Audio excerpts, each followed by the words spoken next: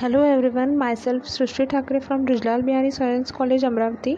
Our topic is Management of Natural Resources from chapter Sustainable Management of Natural Resources, subject Biology, class 10th. So today we are going to discuss some sample questions in our chapter. So the first question is, list two traditional system of water harvesting. So the first one is collection of water in ponds and the second one is construction of small earthen dams. So first question है कि हमें यहाँ पे दो traditional system बतानी है water harvesting की. So first traditional system है कि collection of water in ponds. So जो वाटर है उसे हम पॉन्ड्स के फॉर्म में, एक तालाब के फॉर्म में हम उसे कलेक्ट कर सकते हैं एक पॉन्ड के फॉर्म में. और सेकंड वन है कि हम स्मॉल अर्थन डैम्स छोटे जो डैम्स है वो ज़मीन के अंदर बना सकते हैं. सेकंड क्वेश्चन है, list 4 changes you will incorporate in your life cycle in a move toward sustainable use of available resources. So हमें ऐसे 4 यहाँ पे चेंजेस बताने हैं जो हमारे लाइफ साइकिल में अगर हमने अपनाए तो वो एक नेचुरल रिसोर्सेज को सेव करने में हमें प्रॉफिटेबल होंगे. So one should incorporate the following changes in lifestyle in a move towards a sustainable use of our resources. So हम कुछ following changes हमारे lifestyle में, हमारे जो रोज़ की लाइफ है उसमें कर सकते हैं जिस वजह से हमारे जो नेचुरल रिसोर्सेस है वो उसका यूज़ जो है वो कम हो सके, वो सेव हो सके. So we can stop cutting trees and practice plantation of trees. So हम जो पेड़ों का काटना है उसे बंद कर सकते हैं और ज़्यादा से ज़्यादा ट्रीज़ प्लांट करने की जो काम है वो कर सकते हैं.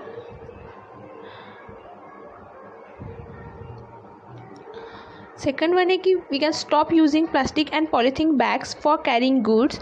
सो हम प्लास्टिक बैग्स का यूज़ करना बंद कर सकते हैं और पॉलीथीन बैग्स जो हम सामान कैरी करने के लिए यूज़ कर सकते हैं उन्हें हम स्टॉप कर सकते हैं by using cloth bags.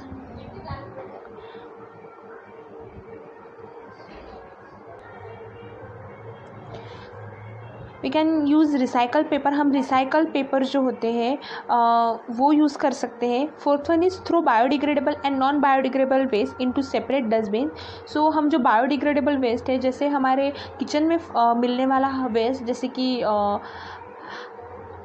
Vegetable residues वगैरह जो होता है उसे एक डस्टबिन में, यानी जिसे हम गीला कचरा बोलते हैं, उसे एक डस्टबिन में, और जो नॉन बायोडिग्रेडेबल वेस्ट है जैसे कि प्लास्टिक्स है और थर्माकोल्स है जो टोटली अभी बैन हो चुके हैं बट फिर भी ऐसे कुछ प्लास्टिक कैरी बैग्स मिलते हैं. सो उन्हें हम नॉन बायोडिग्रेडेबल वेस्ट ऐसे डस्टबिन में हम सेपरेट कर सकते हैं.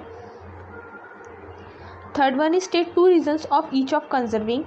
सो हमें 2 रीज़न्स बस बताने हैं, एक फॉरेस्ट को कंजर्व करने के और एक वाइल्ड लाइफ को कंजर्व करने के.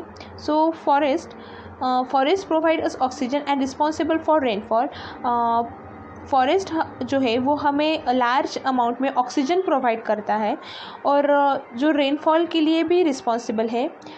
Forest also prevent soil erosion. Forest soil erosion को भी रोकता है. Wild life. So conservation of wild life is vital for the ecological stability of particular area. So wild life का कंजर्वेशन जो है वो इम्पॉर्टेंट है इकोलॉजिकल स्टेबिलिटी, इकोलॉजी की स्टेबिलिटी के लिए. पर्टिकुलर एरिया में जो इकोलॉजी है उसे स्टेबल रखने के लिए कंजर्वेशन ऑफ वाइल्ड लाइफ ज़रूरी है. Second one is by conserving wild life and forest we are ensuring that all diverse species in an area survive, breed and flourish. Question number 4 is, why must we conserve our forest? List any 2 causes for deforestation takes place. So we should conserve our forest because forest acts as the major source of oxygen and sink of carbon dioxide. Forests act as a catchment for soil and water conservation. They prevent flood and bring timely rainfall. So we should conserve this forest क्योंकि forest जो है वो large amount में oxygen produce करते हैं और जो carbon dioxide environment में प्रेजेंट है उसे सिंक यानी कि उसे कंज्यूम करते हैं. और फॉरेस्ट ये it also acts as a catchment for soil and water conservation. Forest soil और वाटर को भी कंजर्वेशन करता है और it can prevent flood and bring timely rainfall. ये फ्लड जैसी जो कंडीशन होती है, जो डिज़ास्टर होते हैं फ्लड जैसे, उसे प्रिवेंट करता है और इसके वजह से जो रेनफॉल है वो टाइम से आता है, in perfect time, in perfect season. So two causes for deforestation are indiscriminate felling of trees for the purpose of timber, fuel and industrial demand of wood. So deforestation के जो दो causes है वो है कि indiscriminate felling of trees for the purpose of timber, fuel and industrial demand of wood. So trees क्यों indiscriminate किए जाते हैं, क्यों कट किए जाते हैं? क्योंकि हमें टिम्बर ज़रूरी होता है, उसमें से फ्यूल तैयार होता है और जो इंडस्ट्री की इसकी डिमांड होती है उसके लिए जो ट्रीज़ है वो कट किए जाते हैं मोस्टली. और over grazing by large life stock population, जो लार्ज लाइफ स्टॉक होते हैं, जो ग्रेस करने वाले एनिमल्स होते हैं, उनकी वजह से भी डिफॉरेस्टेशन होता है. Question number 5 is what is Chipko movement, why should be conserve forest. So question number 5 में हमें बताना है कि चिपको मूवमेंट क्या है और हमें फॉरेस्ट जो है, जो हमारे जंगल है, उसे कंजर्व करने की क्यों ज़रूरत है. So Chipko movement started in 1970s, was a non-violent movement aimed for protection of trees and forests from being destroyed. We should conserve forests because forest acts as the major source of oxygen and sink of carbon dioxide. जो चिपको movement है वो 1970s में हुआ था, जो एक non violent, जिसमें कोई भी प्रकार की हिंसा नहीं होती, उसका एक ही उद्देश्य था, वो था कि हम ट्रीज़ और फॉरेस्ट को कट होने से, डिस्ट्रॉय होने से बचा सकें. And we should conserve forest, हमें फॉरेस्ट बचाने चाहिए क्योंकि फॉरेस्ट की वजह से हमें लार्ज अमाउंट में ऑक्सीजन मिलता है और जो एनवायरनमेंट में कार्बन डाइऑक्साइड प्रेजेंट है, जो हमारे ह्यूमंस के लिए हार्मफुल होता है, वो सिंक करने का काम ट्रीज़ और ये फॉरेस्ट करते हैं. Forest act as a catchment for soil and water conservation, they prevent flood and bring timely rainfall. So इसकी वजह से सॉइल एंड वाटर कंजर्वेशन भी होता है, सॉइल का इरोजन भी रुकता है और फ्लड जैसे जो डिज़ास्टर होते हैं उसे भी ये रोकता है और जो टाइम से रेनफॉल होना चाहिए उस टाइम से रेनफॉल होता है. क्वेश्चन नंबर 6 है, list 4 advantages of Chipko movement. During this movement the people use to hug the trees as to prevent them from cutting down. Chipko movement के हमें 4 यहाँ पे एडवांटेजेस, 4 फ़ायदे बताने हैं. सो फर्स्ट एडवांटेजेस कि इस मूवमेंट के दौरान जो लोग थे वो ट्रीज़ को जाके गले लगाते थे, उन्हें कट करने से बचाने के लिए. This movement helped local tradition, culture and the environment protection as the people could get basic necessities from the forest such as shelter and food for the cattle.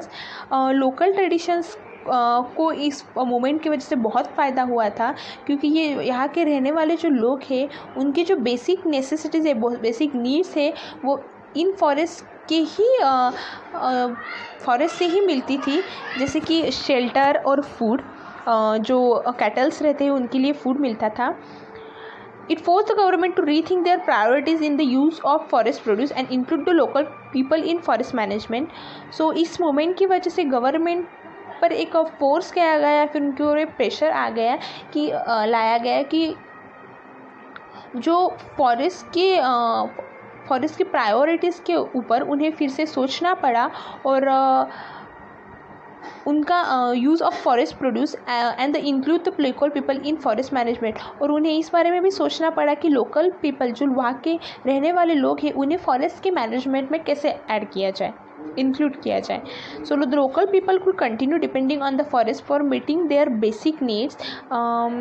सो इस वजह से जो वहाँ के रहने वाले लोग हैं वो फॉरेस्ट पर अपना बेसिक नीड्स के लिए डिपेंडेंट रहना फिर से चालू हो गया इस मूवमेंट के वजह से.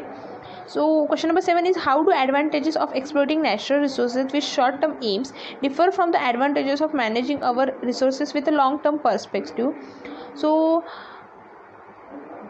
हमें दो इसमें से डिफरेंस बताना है कि जो हमारे नेचुरल रिसोर्सेज को एक्सप्लॉइट करने का, डिस्ट्रॉय करने का जो फ़ायदा होता है, जो शॉर्ट टर्म के लिए जो फ़ायदा होता है, वो इन रिसोर्सेज को ज़्यादा देर के लिए प्रिजर्व करने के फ़ायदे से कैसे डिफरेंट है. So managing our natural resources for a long time use is more advantageous, and it keeps the resources persisting for a long time and also chance for regenerating to occur. However, exploiting such resources have its pros and cons, yet some resources are in demand than others, due to which such resources are being exploited, but it gives an advantage to economy and livelihood, which is the major difference between both. So in natural resources को manage करना, इनका conservation करना, ये ज़्यादा advantageous है, क्योंकि जो resources है वो ज़्यादा दिनों के लॉन्गर टाइम के लिए परसिस्ट करे जाते हैं, एंड इनकी वजह से जो रीजनरेशन होता है वो भी होता है. However, exploiting such resources had its pros and cons, yet some resources are in demand than others, due to which such resources are being exploited, but it gives an advantages to economy and livelihood, which is larger, which is the major difference between the both. But जो हम इस natural resources को exploit करते हैं उनके भी कुछ अलग फ़ायदे हैं, जैसे कि इन्हें एक्सप्लॉइट करना, इनको डिस्ट्रॉय करना एक इकोनॉमी को, एक लाइवलीहुड को बहुत एडवांटेजियस है. So this is the difference between this both. Question number 8 is, what is wildlife? How is wildlife important for us? So animals that grow or live in the wild without any human interference are known as wildlife. So जो animals जो wild life यानी forest में, जंगलों में रहते हैं और वहाँ पर ही बड़े होते हैं बिना किसी ह्यूमन इंटरफेयर के, उन्हें वाइल्ड लाइफ कहा जाता है. Importance of wildlife is as follows. Wildlife helps keep the food chain in place and therefore maintain ecological stability. It also helps maintain the stability of the various natural processes. Wildlife की वजह से जो हमारी food chain है, जो food chain यानी कि जिसमें हर एक एनिमल एक दूसरे पे डिपेंडेंट होता है, वो फूड चेन स्टेबल रहती है, एक इकोलॉजिकल स्टेबिलिटी उस वजह से मेंटेन रहती है, और जो नेचुरल प्रोसेसेस होते हैं उन्हें भी मेंटेन करने का काम ये वाइल्ड लाइफ करते हैं. Question number 9 is, list any two causes of our failure to sustain availability of underground water. Loss of vegetation cover. Second one is diversion for high water demanding crops, pollution from industrial effluents, and dumping of urban waste. So we have to give here any two causes of our failure to sustain availability of underground water. So हमें यहाँ पे दो ऐसे causes बताने हैं जिनके वजह से जो अंडरग्राउंड वाटर की जो अवेलेबिलिटी है वो कम हो रही है. So the loss of vegetation cover and diversion for high water demanding crops. जो क्रॉप्स होते हैं जिनकी वाटर डिमांड ज़्यादा होती है वो डाइवर्स हो रहे हैं. इंडस्ट्रियल फैक्ट्रीज एफ्लुएंस की वजह से जो पोल्यूशन हो रहा है उसकी वजह से अंडरग्राउंड वाटर की लेवल कमी हो रहे हैं. और अर्बन वेस्ट जो है उसका जो डंपिंग हो रहा है ग्राउंड में, सो उसके वजह से भी अंडरग्राउंड वाटर जो है उसकी अवेलेबिलिटी कम हो रही है. Question number 10 is, what are natural resources? State two factors that work against an equitable distribution of these resources. The matter or substance which is available on earth can be used for benefit of human being. It is called as natural resources. So natural resources क्या है? जो matter और जो substance अर्थ पे present है और जिसका use human के बेनिफिट के लिए, ह्यूमन के फ़ायदे के लिए किया जा सकता है, उसे नेचुरल रिसोर्सेज कहा जाता है. Two factors that work against an equitable distribution of this resources. So दो फैक्टर इम्पॉर्टेंट है यहाँ पे जो इन रिसोर्सेज का इक्विटेबल डिस्ट्रीब्यूशन करते हैं. So first one is climatic factors and second one is population explosion. So climatic factor play a vital role in inequitable distribution of these resources. For example, a region which has high amount of rainfall may have good forest cover as forest demands water for its growth. So climate factor in natural resources का, इन resources का inequitable distribution में एक important role play करते हैं। जैसे कि जिन जगहों पर ज़्यादा अमाउंट में रेनफॉल होता है वहाँ पे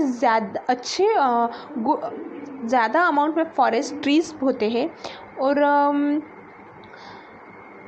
क्योंकि यहाँ पर जो फॉरेस्ट की ग्रोथ के लिए क्योंकि यहाँ पे फॉरेस्ट की ग्रोथ के लिए वाटरफॉल की ज़रूरत होती है। Population explosion act as another factor in region where population is less, the resource availability will be more. On the other hand, in region where the population is high, the resource availability will be less and cause inequitable distribution. So a population explosion ये एक factor है।